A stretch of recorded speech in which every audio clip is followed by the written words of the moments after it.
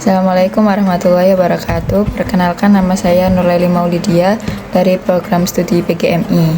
Di sini saya akan menjelaskan tentang tokoh Ibnu Hazm dalam sejarah Islam di Andalusia. Sejarah Islam di Andalusia adalah salah satu tonggak yang peradaban besar yang mewariskan keilmuan dan budaya yang luar biasa. Di antara tokoh-tokoh besar di Andalusi yaitu Ibnu Hazm, yang merupakan seorang cendekiawan, filsuf, ulama dan sastrawan. Pemikirannya yang dikenal luas dan berpengaruh hingga dunia kontemporer dan Eropa. Yang pertama ada latar belakang dan kehidupan Ibnu Hazm. Latar belakang keluarga beliau yang merupakan dinasti Umayyah di Andalusi sehingga tumbuh di lingkungan elit, politik dan keilmuan. Beliau bernama lengkap Abu Muhammad Ali Ibnu Ahmad bin Said Ibnu Hazm al-Andalusi al-Qurtubi, lahir pada 7 November 994 Masehi, 384 Hijriah di Cordoba, Andalusi, dan wafat pada 1064 Masehi, 456 Hijriah. Ia berasal dari keluarga bangsawan yang terlibat dalam pemerintahan dinasti Umayyah. Lalu ada karya-karya monumental Ibnu Hazm. Yang pertama ada Al-Muhalla bin Athor, yang merupakan kitab fikih monumental yang berlandaskan pada nas-nas Al-Quran dan hadis, menjadi inti dari mazhab Zahiri yang dianutnya. Karya ini menunjukkan pendekatan tekstualnya yang ketat dalam hukum Islam.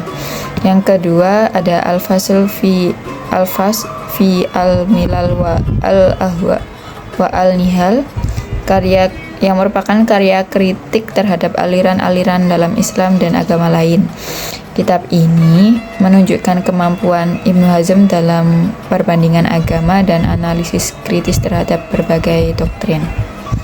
Lalu ada Taub al-Hamamah, yang artinya kalung merpati, karya sastra tentang cinta yang menggambarkan sisi psikologis dan spiritual manusia. Kitab ini menyoroti berbagai aspek cinta dari awal hingga akhir dengan gaya bahasa yang indah dan mendalam. Lalu ada Ihkam fi Usul al-Ahkam, yang merupakan kitab usul fikih yang secara tegas menolak qiyas dan ijtihad spekulatif, menekankan pentingnya kembali pada sumber-sumber primer hukum Islam. Perjuangan dan kontribusinya yaitu pembaruan pemikiran hukum Islam. Kontribusi utamanya adalah dalam pembaruan pemikiran hukum Islam, yaitu fikih, dengan menekankan pada pendekatan literal terhadap Al-Quran dan hadis, serta menolak metode-metode yang dianggapnya spekulatif. Lalu pengembangan dalam sastra Arab.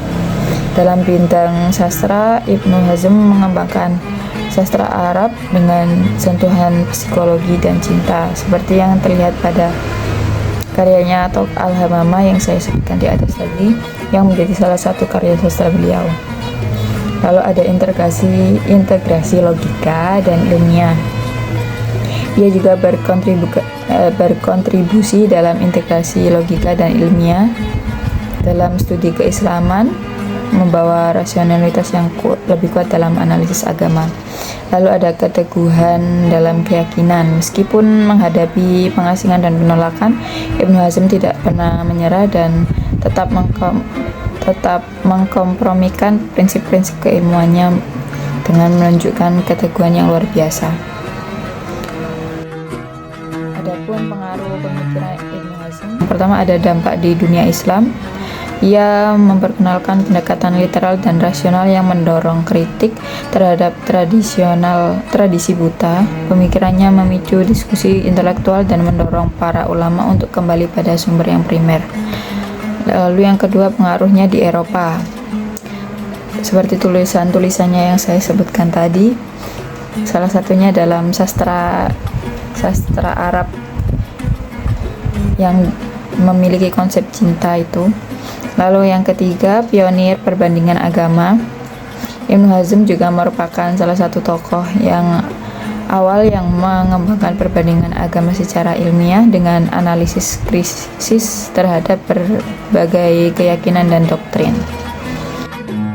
Adapun nilai-nilai dan pelajaran yang bisa diambil dari beliau, Ibnu Hazm, yaitu beliau merupakan memiliki keberanian yang intelektual. Meskipun mendapatkan berbagai penolakan, beliau tidak pernah menyerah dan terus menyebarkan sastra-sastra dan karya-karya beliau. Lalu beliau merupakan orang yang memiliki keteguhan dalam prinsipnya.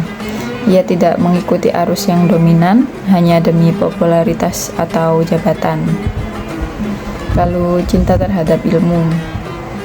Ia menulis ratusan karya di tengah konflik dan pengasingan diri, membuktikannya dengan dedikasi yang luar biasa. Lalu beliau merupakan memiliki pemikiran yang kritis. Ibnu Hazm membuka jalan bagi pendekatan yang lebih logis dan kritis dalam mengkaji agama. Pesan moral dan yang bisa diambil dari cerita tersebut, dari tokoh tersebut adalah beliau berani dalam kebenaran, tidak takut menyuarakan pendapat meskipun berbeda dengan mayoritas yang ada di lingkungannya. Lalu tekun menuntut ilmu di tengah konflik dan tekanan. Beliau tetap menulis dan terus belajar, membuktikan bahwa ilmu adalah bentuk ibadah dan yang tidak boleh diberhenti.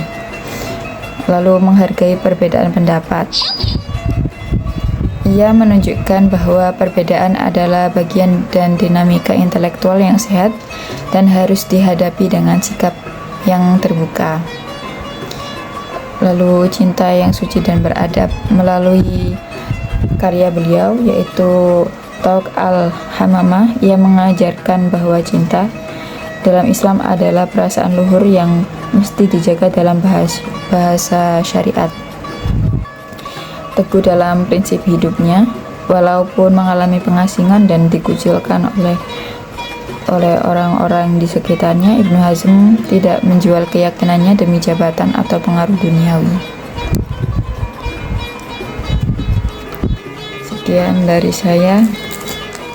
Kurang lebihnya mohon maaf. Wassalamualaikum warahmatullahi wabarakatuh.